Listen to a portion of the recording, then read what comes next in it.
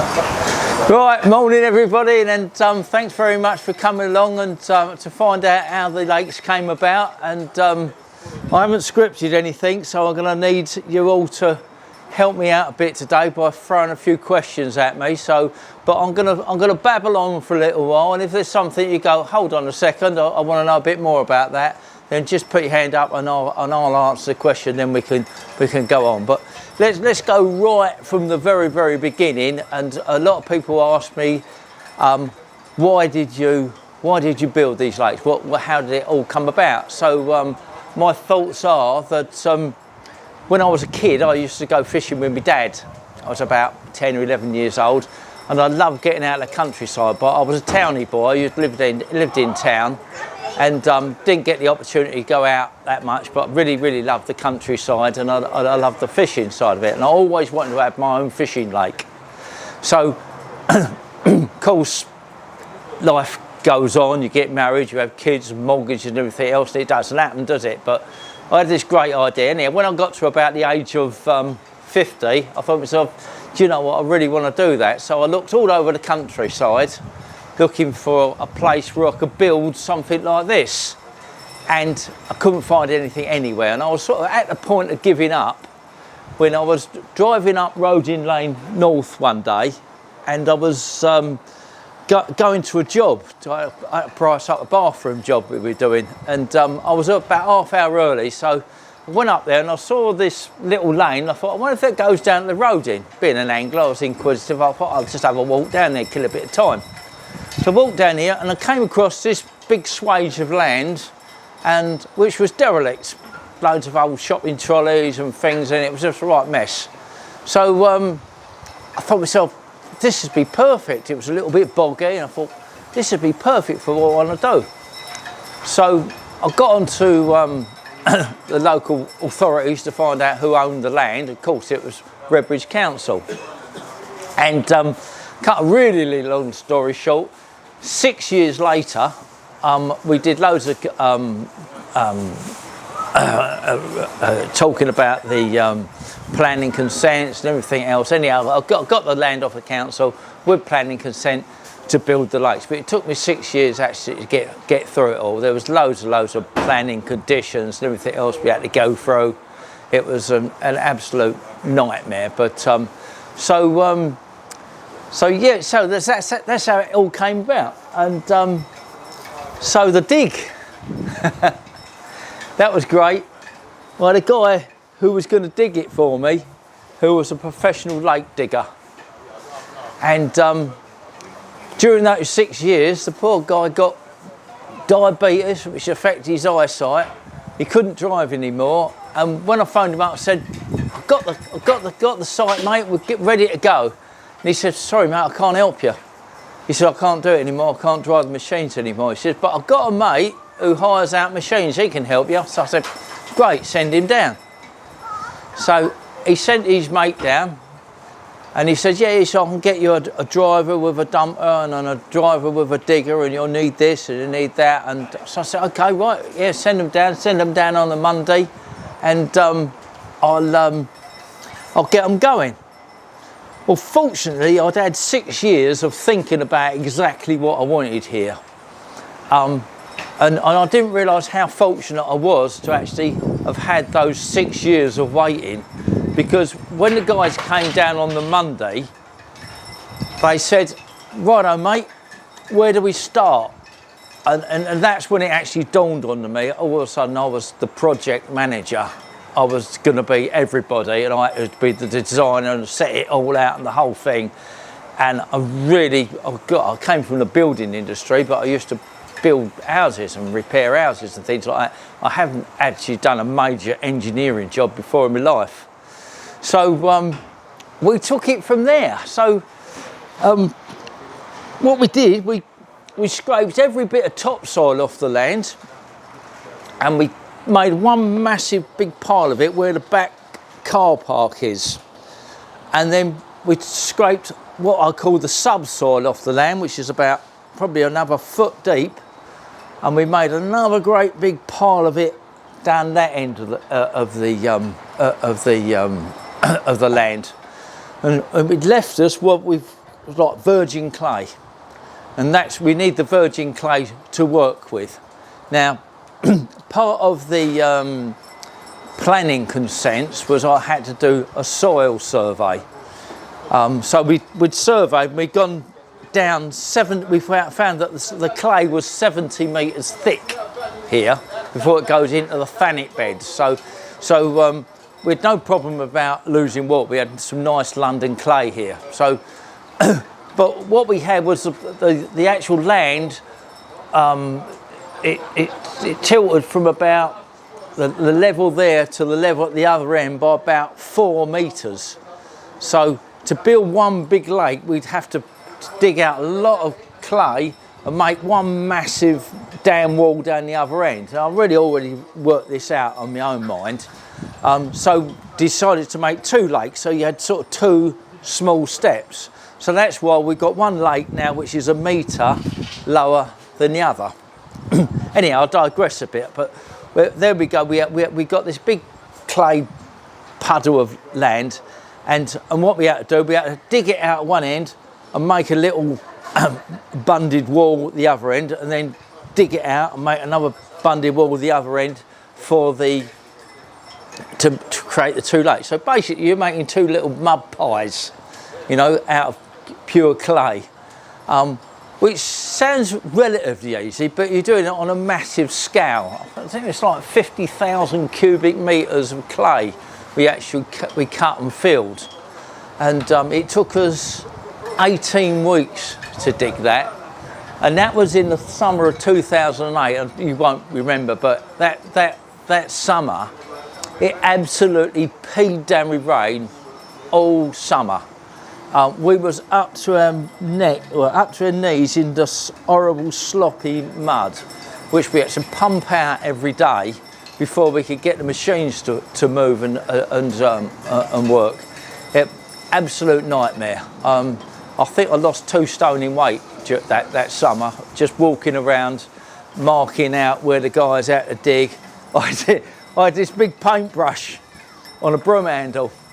And I used to get gallons of emulsion and put in this massive bucket, put a bit of it water, and I'd dip it in a paintbrush, and the old, not theodolite, the other thing, the new one, the laser level now, and I'd go around working out the levels and all that, and I'd be painting crosses and lines, and I'd say, a bit out of there, and I'd go around and I've got another guy and I'd dig around a bit there. I used to go at the end of the day and my legs was absolutely killing me because I've been walking around in this mud and with my wellies on all day long. But anyhow, so we got it all dug out and formed, and we actually worked it out so that both lakes were exactly the same depth and all the way round. So every spot of the lake was identical all the way round. So it's the same depth everywhere, and we got it within an inch. But when we actually filled it up, when we first put the first couple of inches of water in, it went all the way around the bottom of the lake. So we knew we got it right. And then it was a matter of putting the topsoil back on to plant it. So now we've got this great big pile of topsoil, and before we put the water in, we've got to get the topsoil out, and we had the stock pond in the middle, which was like acts as a reservoir. We dug that to about 15 foot in the middle, so we had a reservoir of water to put back in here. I digress again a little bit. Let's talk about the borehole. I did get consent to put a borehole down, but I think it's something like 200 metres, some ridiculous depth they had to go down. It was like a 30 grand job, and they couldn't guarantee that we're going to get water. So I sort of relied upon the fact that we had the ditch up there, and there was water coming off the road in Lane North generally, and coming from Claybury Park, coming down that hill, and it was all going towards the road in, and the fact that it was always soggy anyhow, that we would have some water, and falling back onto the borehole was, if we didn't get water, then that I'd have to do that. So I've scrubbed around the borehole. Fortunately, we was right. So we dug a silt pit right up the very end of the lake up there. Again, it's about 15 foot deep. And where the water came in, we put a load of boulders and everything in the land to filter the water a little bit. because some of it runs actually through the cemetery, the water. There's loads of land drains through which we broke and we sealed so that the water wouldn't run out of the lake. And so anyhow, also we diverted all the water into this silt pit.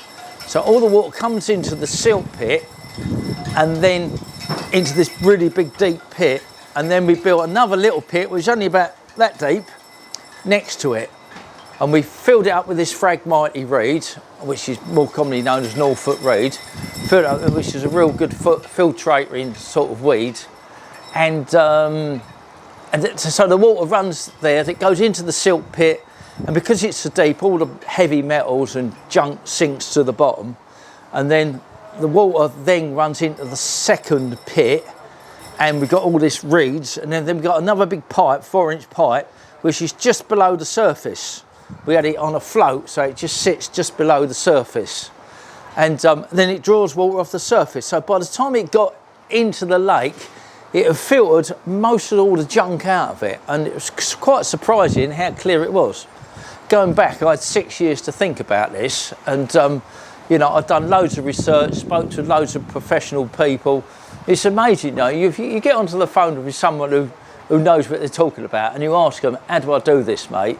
It's, you know, that real professionals will spill it out and tell you everything to do, and it was great. It was a real learning curve. You know, I learned all about different types of vegetation you put in, all different sorts of fish, different species that complement each other, and all that sort of stuff. It's just a minefield, really. But anyhow, so that's how we got the water in. I don't know, I'm just telling you bits here at the moment, so if I'm confusing you, so be it, you just ask me. So anyhow, so we got all the topsoil back on, and we started planting it. Well, we planted all the marginal plants. Oh, that was a nightmare. You can't just plant marginal plants, because until they get established, what you get wind erosion. So when the wind's blowing up against the clay, the wind erodes the side of the bank. Okay, so you need the marginal plants to deflect those waves to stop the clay from eroding. So and the marginal plants aren't going to grow until you've stopped it from eroding. So my plan was, I got one of these like chestnut fences, and we put it all the way around the spits, which was the bits that are more thing to erode. Put it around there with some debris netting from the scaffolding. I had mate of mine was a scaffolder. We pinned this debris net into it, backfilled it, and we planted inside that, so the plants had somewhere to take root before they got washed away. And the debris netting was stopping the wind erosion as well. And then around the rest of the lakes, we turfed it. Now, Brucey up the road at the garden centre, good lad, he gets his old turfs, and when they get a little bit dodgy, he says, I can't sell them, and he used to give them to me, so I had a deal going with him. And we turfed all the banks all the way round. I had one turf laying into the water line all the way round, and I had cut some wooden wedges, and you can't lean over and do it, you've got to get in the water to do it. So you've got a turf, you're standing in the water in your waders, you're turfing around the banks, and I'm talking about all around both the islands and both the banks, and we turfed every bit to stop that erosion until something started to grow. And that, I can remember standing in the water one day, and it was thunder and lightning. Peeing down rain, that didn't matter, but it was thunder and lightning. And I thought to myself, if my mum could see me now, she'd say, no, that's not a very clever idea, Gordon. But regardless, we got it done. We got it done. So then we managed to get all the marginal plants in. I think we put 8 different varieties of plants in, which complement each other for different reasons, for different insects and all the rest of it, which to this day I can't understand. But the guy that I spoke with he had an ology in it, so I believed that he was right. And to be honest, I think he is right. We got probably too much Phragmite reed, if that's something you could have, I don't know. We just have to cut it back every year. It's absolute nightmare to cut it back all the year. It's just too much of it. But it's fared well because we got everything we want here now for the bird life, the fish life, and the whole ecology is right now. The fish breed in it. It keeps the water nice and clear. We no longer have to stock any fish into the lake because now they keep breeding, and you know, everything's coming. We get all the wildlife here. We get different birds here that, you know, you wouldn't normally see in London. So the vegetation side of it's worked. And then of course you had the bankside plants and the marginal plants, and that was mad. I had another guy who was an expert on plants and everything, and I said to him, what are we going to grow out on these spits here? And he said, you're going to have awful trouble, he said, getting anything to grow on them, he said, because, you know, it's so exposed. I went, yeah, well, I don't know. Well, so anyhow, so what I did, I decided to turf over the top of each of the spits, get some grass on it, because otherwise, every time it rained, it was washing all this soil off the top of the clay. It wasn't getting anything. So I've got the grass going on it, and the grass started growing, and then all of a sudden, everything grew out of it. I mean, this guy said, I would never get anything to grow out. You look out there, there's everything growing off it, mostly Phragmite reed, but we've got cherry trees and plum trees, apple trees. I'm not even planted. Where they come from, I don't know. I haven't got a clue.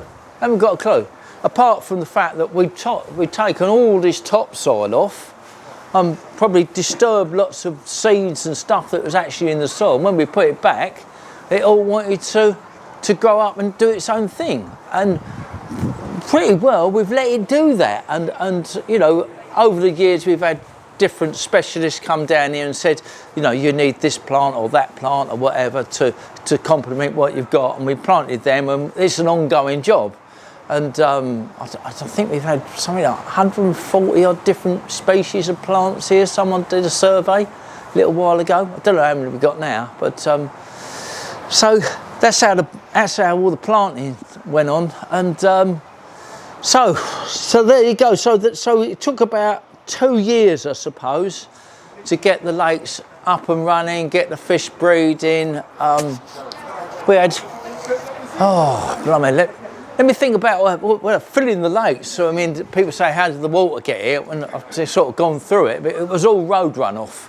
And it took 12 months to fill the lakes. And it's strange the way that things work out, but the top, oh, this is a good light story. The top lake filled up first, Lake Cuthbert, which was incidentally named after my dad, and Lake Daisy is named after my mum. So Lake Cuthbert filled up first because Lake Cuthbert fills and then it goes overflows the island into another little pond, and there's a labyrinth of pipes go underneath the lake to go up and down all over the place. But that's another story. But the water runs through that pipe and then it comes into this lake once that lake's filled, and then this lake fills the stock pond or the reservoir. And then once the reservoir hits a level, we've got an overflow which goes into the back ditch, which runs round and out into the roading. So that's how the water got here. But what happened in the first lake filled first, which was the Lake Cuthbert, and that started filling during the summer months. And the guy here who helped me with my fish, he said, what you got to do, he says, you've got to get everything going in the water. He says, you've got to get everything growing, all the bugs and things going in the water. So he said, what you want to do is you want to put some horse manure in the lake. I said, you sure? He says, yeah, no, put some horse manure, loads of it. He said, put loads of horse manure in the lake. I said, yeah, okay. So being a builder, I knew a grab lorry driver, and I said to Dave, Dave, next time you go past the stables down at Wanstead, can you go in there and get some horse manure for me? And he said, yeah, no problem. Well, he bought a whole grab lorry full of them, and I had this great big pile of bullshit at the front there.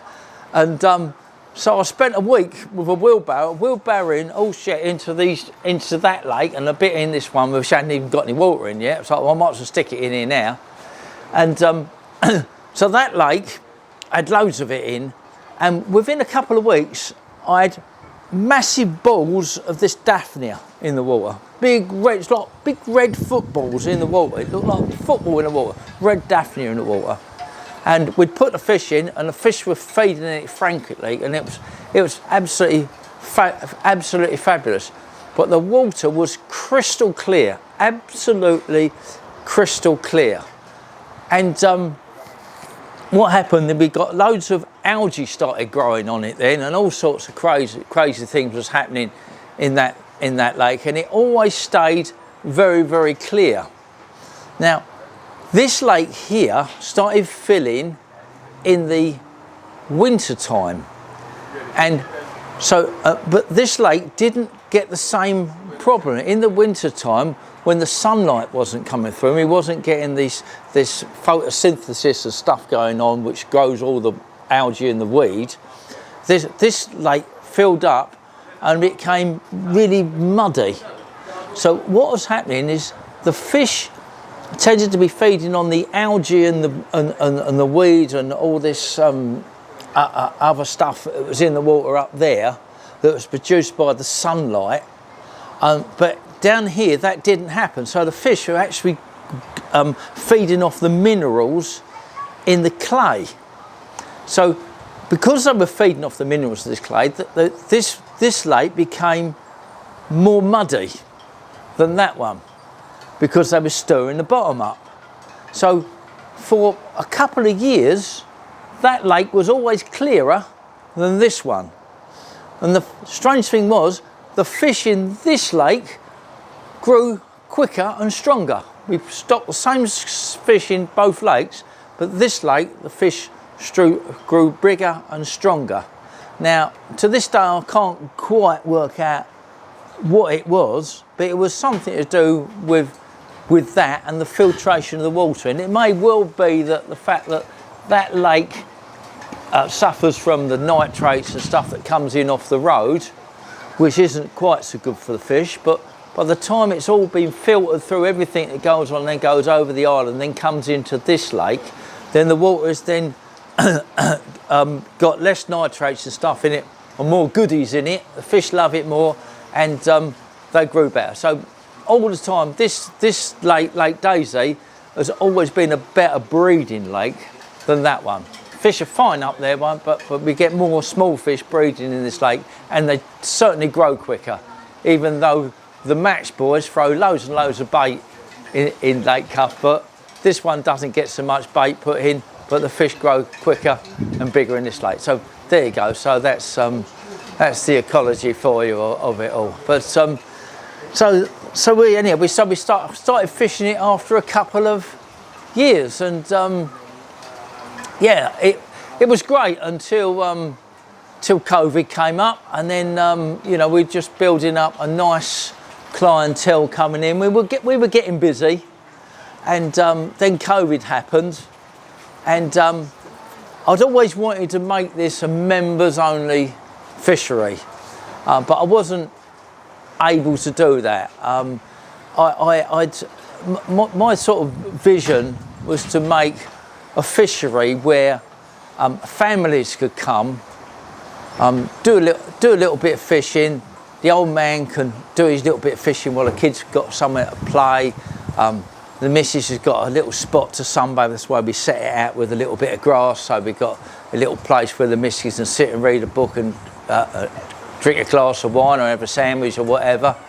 And that was my sort of vision. And that came from the fact that when I was younger, I wanted to go fishing all the time, but I had kids and a missus, and you can't just go and leave them. So, you know, I thought to myself, if I had somewhere I could take the missus and she's got a toilet she can use, she ain't got to go and pee behind a bush somewhere, then more inclined we can all go out, I can do my bit of fishing, the kids can play around, missus is happy.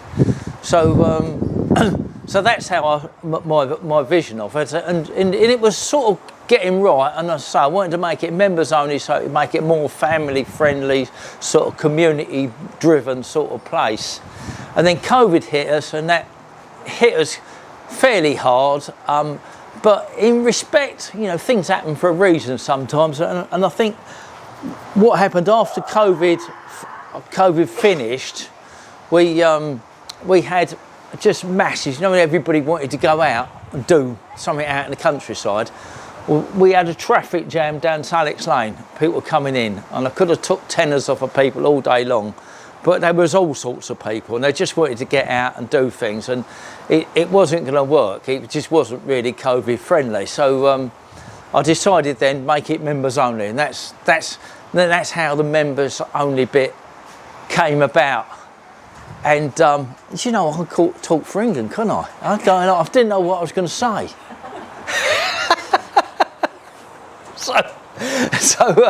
So there you go. So that's how it came about. And so since we've gone members only, we're slowly building up the membership. We're over 500 members now. You wouldn't believe it, because we ain't got a huge amount of people here, so we could probably go up to as many as 1,000 members.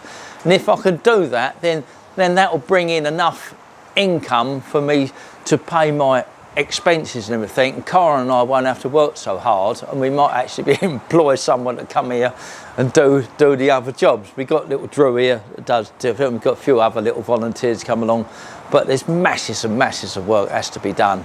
But great, and we're building a great community, and people come along and say thank you to me every day. We got the cubs come down, and the beavers, and different disabled groups, people with learning disabilities come along here. And you see people enjoying themselves, and that's a massive reward, better than any money can ever buy. You can't buy that. You know, as a little kid came here with a school the other day, and she was only about 5, and when she left, she said, "This is the best day I've ever had in my life." And you can't buy that. You can't buy that at all, you know. So yeah, that made me feel good. So now, my vision for the future is to just enhance what we've got, and try and get as many members as I can to be involved in what we have here. It was a 9.5 acre lake plot.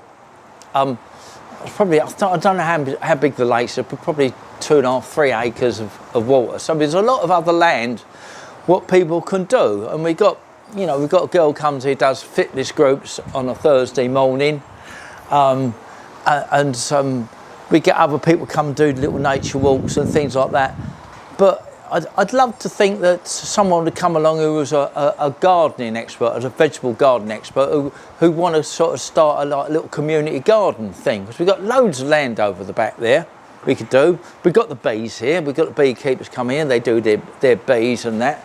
But there's lots of other little projects that could be done, and I say to people, if you want to come in here and do a yoga class in the grass, if you're a member, you come along, use the place, bring your friends along, you know. Let's use it for the common sort of good. I can't open it to the public. I'd love to, but unfortunately there's some members of the public could absolutely destroy it for everybody else. So I have to make it members only. So that's otherwise it just becomes a public park, which is just going to get destroyed. So that's how it's gone. But for the future, yeah, I want to enhance the place and try and push kids coming, not just fishing, but coming out and getting out into the natural environment. You know, I did that as a townie kid when I was young. That's how I started. And I think it's really, really important now that we do this, because mobile phones, I hate anything technology driven. I have to do it. But if I can avoid it, I will, you know. And I've sort of got, or most of people of my age now, have got a sort of a phobia against new technology. It's not they can't do it. They won't do it because they're just frightened to hit the wrong button and all that sort of thing. And so let's retrack. Now the kids, they've grown up with this. They haven't got a phobia of new technology. They give them a mobile phone and they'll go and they'll do things, and if they make a mistake, they can correct it. They've got no worries about it at all. But they are beginning to get a phobia of things like stinging nettles. They don't know whether a butterfly stings them. They don't, and things like that. So all of a sudden, they're not going to want to come out of their bedroom, out of the safety of their bedroom with their PlayStations and things, right, to come out into the natural environment, because all of a sudden they're frightened of it. You see where I'm coming from? They're thinking the opposite way to us. So the way we're thinking, they're going to be thinking. And to come out and do some fishing, oh, touch a fish, oh, I don't know, what's this fish going to do? Is a slime going to burn me? You know, they don't know, because they've not experienced it. So it's really, really important to get kids out into the natural environment and understand the natural environment, because if they become frightened of nature, they're going to avoid nature. And it's the natural world that we all need, and this is what we've got to look after. So if we're going to avoid it and not worry about it and push it under the carpet, you know, what future is that got for humanity? You know, if we're all going to be thinking in that manner. So I think it's really, really important to get kids out, and most importantly, when the kids get out and they're fishing and having fun, they have an absolute great time, because all of a sudden they're doing something which is totally different, and they thoroughly enjoy it. So that's what I want to try and push for the future, and this is what I want to try and get everybody involved in, and understand how important it is. And you know, I think I've rabbited along. Does anybody got any questions, or have us covered everything? Yeah. Yeah, go on, Ken. Where was you living and staying when all this was going on? Did you have a property to live in, or did you... I used to live in a flat in Wanstead, which is the irony of it all, because I went all over the south of England looking for a place to do this, and I lived 5 minutes up the road. So when I was doing all this, I was 5 minutes up the road. When did all this get developed? I mean, we did all this at the same time. Yeah, wired the machines here. I dug out all the foundations and everything for the house. I was still running my building business. Oh mate, I had so many panic attacks in those couple of years, you wouldn't believe it. But I was running a building business, digging the lake and building a house at the same time. It was an absolute nightmare. But that's why I'm never stressed anymore, because I've done all that. I've done all the stress I can handle in my life. When you first started talking about the depth of the clay, did you say it was 75 foot? Or 70 metres thick. 70 metres thick. Yeah. We had to have a special survey done. What is it? The geological survey? I don't know. But by paying £300, and basically they had all the information on their website, or on their computer program. You give them £300 and they give you access to it. Was that London clay? London clay, yeah. That's why it's called Claybury around here. Absolutely, yeah. So you got Clay Hall, Claybury, everything's clay, isn't it? So, yeah. Oh yeah. That was lovely, beautiful clay, absolutely beautiful clay. Yeah. So waterproof as well. Once it's there, the water doesn't get through it, does it? No. The only problem we had here was the land drains, because it was clay. They put loads of land drains and things in, and when we was digging, we kept hitting these land drains. Of course, because there's a land drain, it's going to drain the water out of the lake. So we had to find them and plug them all the time with clay. You know, we missed one at the bottom. And the reason why we missed that was there's another story. Part of all these surveys we did before we could get planning consent, we had to go through all the utilities to make sure there was no pipes and things across the land. And went to Transco's and they said there was no pipes on the land, but there was. There's two 24-inch mains gas pipes run across the back of the land, which we only found out just by chance. I saw a little yellow you know, them little yellow gas things, was over on the fence line. I thought, what's that doing there? It was all in under the undergrowth. And I got my mate who works for Transco's to come down and check it, and he said I'd check it on the main screen for you. And he phoned me up at 10 o'clock and he said, whatever you do, don't live there. He says, you can blow yourself to kingdom come. So, yeah, that was another issue we had to get over. So we had to move the lakes up and all that sort of thing. So we had to change all that. Yeah, I've got, the original plans for the lakes didn't quite work out the way it was planned. I mean, planning consent, I mean, I've got a bit of wallpaper upstairs. It's like, when I say it's wallpaper, it's like a roll of wallpaper, this drawing. Because I had to have one of these geological surveys, you know, where you put the satellite thing down. And I had to prove to the council that I could do this without removing any soil from the land. Because they didn't want soil going down Rodin Lane. No, fair enough, okay. And I had to prove that, so I had to do a cut and fill drawing. And the guy came up from Southampton. He used to do railways, and he came up from Southampton and done this drawing for me, and it was 3 metres long, this drawing. It was on a roll, and I put it into the council and they couldn't read it. So I had to go down to Southampton and see this guy and say, what does this mean, what's that mean, what's the other mean? And he explained it to me. So then I went into the council offices, unrolled this thing and I said, this is this, and then I understood what it was, and I explained to them it could do, so they approved that bit. But we had 18 different planning conditions to comply with. It was just, we had habitat surveys, tree surveys, we had to do a survey on the traffic management in case it was going to affect the routes down Rodin Lane North, and I had to lodge some money in case I had to put yellow lines down Rodin Lane North because it affected the traffic. Oh, it just went on and on and on. But there you go. It give me 6 years to think about what I was going to do, which is probably really good. At the end of the day, you know, give me 6 years to learn a lot. We're still learning now. Any more? Just say, I mean, it's brilliant that you had a dream and a vision and you made it work. Yeah, it's worked. Yeah, no, it's happened. Yeah, touch wood, and it's going to continue happen. And I think we're a really good base now. You know, we've come out of the foundations now, but we've got some good foundations. We've got some fabulous members. We've got a brilliant community here, and you know, we can just build upon what we've got.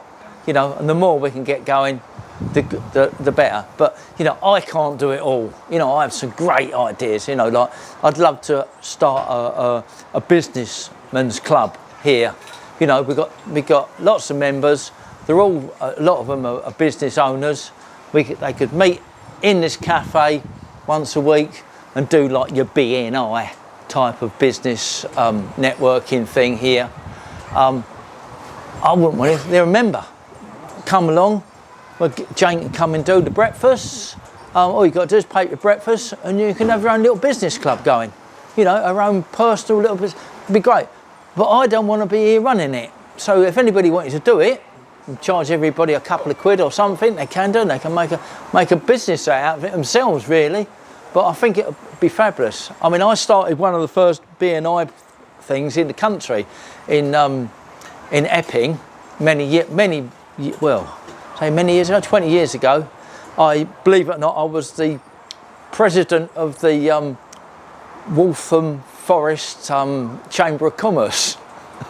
Don't ask me how I did it. I joined in before I knew it. They made me president. What am I doing, president? And so anyhow, no, there was a lot of us. But as it happened, it was really good because I got this card with President of the Chamber of Commerce on it. Of course, when I went to Redbridge Council and said I'm doing this, they, oh, hold on, this guy's the President of the Chamber of Commerce. You know what I mean? He is somebody. You know what I mean? And the Redbridge Council, the Mayor of Redbridge Council, was one of my clients at the time as well. That helped, you know. So, you know, to just joining the Chamber of Commerce helps. You know what I mean? I don't know why everybody don't join it. If you're in business, join the Chamber of Commerce. You rub shoulders with the right people. You know, you ain't got to join the Masons. You know, just join the Chamber of Commerce. You rub shoulders with the right people. But anyway, that's a different story. But that's one thing we could do here. You know, the gardening club is another thing I'd love to do. I want to get the schools more involved in here, because schools ought to be teaching kids about the environment and things. And this is an ideal setting for them.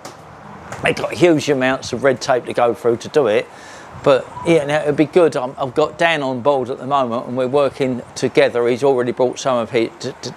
Dan is the head teacher of a school over in Ilford, and he's bringing his school kids over here, and it's been really, really successful. So we want to try and expand on that a little bit. So I'm hoping that Dan can help me put together like a package that we can take to schools and say that this package works. This is all your health and safety stuff, and this is how it fits in with the curriculum, and this is what you do here, and whatever. Yeah, I'm not the most academic person in the world, so I really need someone to help me with that sort of stuff. You know, give me a pile of bricks and I'll build your house, but give me a computer, I'm in a lot of trouble. But there's lots of things. So if anybody's got any ideas, then they can always come to me. And you know, if it's going to be something that's going to enhance what we've already got, yeah, I'm up for it. I'm up for it, and I'll help them as much as I possibly can. But I can't do it for them. So that's it. Anything else? Apart from the alarm clock, what wakes you up in the morning? Do you know what? I've got buzzers here. See this little gadget? See this little gadget here? This little gadget here. We've got a few of these floating around. Okay, so if we get an intruder in the night, the buzzer goes by my bed. So if somebody comes, so Karen gets up in the morning at 5 o'clock and takes the dog for a walk, because Karen loves it first thing in the morning. So she goes around the walk and she wakes me up because the thing goes off. But He means metaphorically. Yeah. What wakes me up in the morning? I don't know. Yeah, no, I love it, and it's great. It's great living. It's really, really, really, really hard work, and it can be stressful sometimes. But I don't allow it to stress me out, because you know, sometimes you've got to look around and say, look, this is my office. You know what I mean? There's other guys who have to get up in the morning, either sit in a traffic jam or sit on a tube or a train and go to their office and sit behind a desk behind a computer all day, and that's their life, you know. No wonder they get drunk on a Sunday or a Saturday, you know what I mean? So yeah, I've got a different sort of stress, and yeah, I'll put up with this. Yeah, I'll have this every day. So yeah, but yeah, I suppose that I just wake up, because I wake up and I go to sleep. And my head hits a pillar, I go to sleep. You've got no excuse for being late home from work. No. I've got everything here I want. I don't really need to go out, apart from I've got other hobbies that I do go out and do, but I don't really need to. Sorry, mate, missed that. When did you start canoeing? Oh, canoeing, I started when I was 60. Yeah. That's another whole video, but yeah, I started canoeing when I was 60. It was a bit of an adventure I always wanted to do, and I thought, yeah, I'm going to do it. So yeah. Another story. That's another whole video, really. What started me up canoeing. I'll go into it now, but I think I don't know if we've got time, have we? Yeah. Any more? No, about the future. That's good. Is it a wrap, Tony? Is it a wrap? Do we call this a wrap? Good. Sorry, one more question. Future. Yes. But your bridge and things like that. Oh well, okay, yeah, the future. Okay, well, we're always trying to enhance the place, and in the middle was the stock pond. It was like a breeding pond for all the fish. So we've gone past that situation now, because the lakes are actually maintaining themselves anyhow. So now we've got a lake in the middle that we never used to fish, and what I want to try and do is build a bridge over to the lake, so that then some of the anglers that want to get away from it all can go out and fish in the middle lake. So I'm working on that at the moment, and hopefully by next year I'll have it running.